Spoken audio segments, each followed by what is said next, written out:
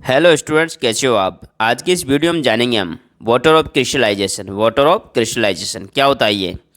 तो ये एक नंबर है, तो हम बोलेंगे a fixed number of water molecules. तो वाटर मॉलिक्यूल्स के नंबर है ये।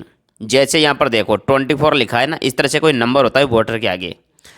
Present in the crystal structure. तो ये क्रिस्टल स्ट्रक्चर है ना, इसके अंदर क्या है, वाटर के मॉलिक्यूल प्रेजेंट है ना।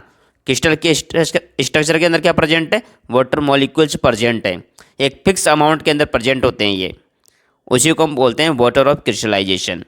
तो यहाँ पर जो एग्जाम्पल था, ये एग्जाम्पल किसका है, ये एलम का एग्जाम्पल है।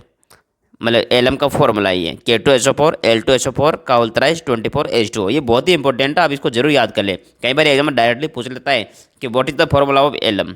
ठीक है।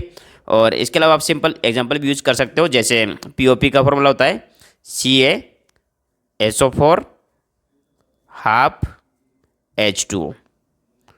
तो जो CaSO4 है ना, इसके अंदर हाफ H2O, मतलब वाटर के हाफ मॉलिक्यूल्स इसके अंदर प्रेजेंट है। तो ये भी इसका एग्जांपल है। और भी आप एग्जांपल दे सकते हो, जिप्सम का एग्जांपल दे सकते हो।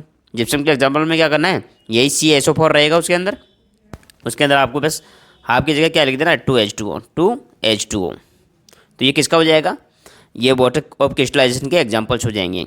देखो एक बात जानना बहुत ज़रूरी है आपके लिए। देखो जब कभी भी आप डेफिनेशन लिखे ना, तो एग्जांपल जरूर लिखिए आप उसका, है ना। एग्जाम्पल चाहे से आप 2 लिख दीजिए, 1 लिख दीजिए, लिखना जरूरी है। क्योंकि देखो एग्जाम में कई बार क्या होता है कि कभी एग्जाम्पल पूछ लेता है। जैसे मान लो डायरेक्टली पूछ जाएगा write the 2 examples of water of crystallization.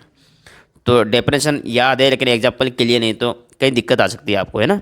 तो आप क्या करें, डेफिनेशन भी याद रखें, और उसके कम से कम अगर ज़्यादा एग्जाम्पल है, कम से कम 2 एग्जाम्पल तो आपको याद होना ही चाहिए। ठीक है। और ज़्यादा कर ले तो वो आपके ऊपर है, लेकिन 2 तो कम से कम मिनिमम आप याद रखें। ठीक है। और वीडियो आपको कैसा लगा आप कमेंट करके बताइए, और आप वीडियो को लाइक कर दीजिए। Thank you.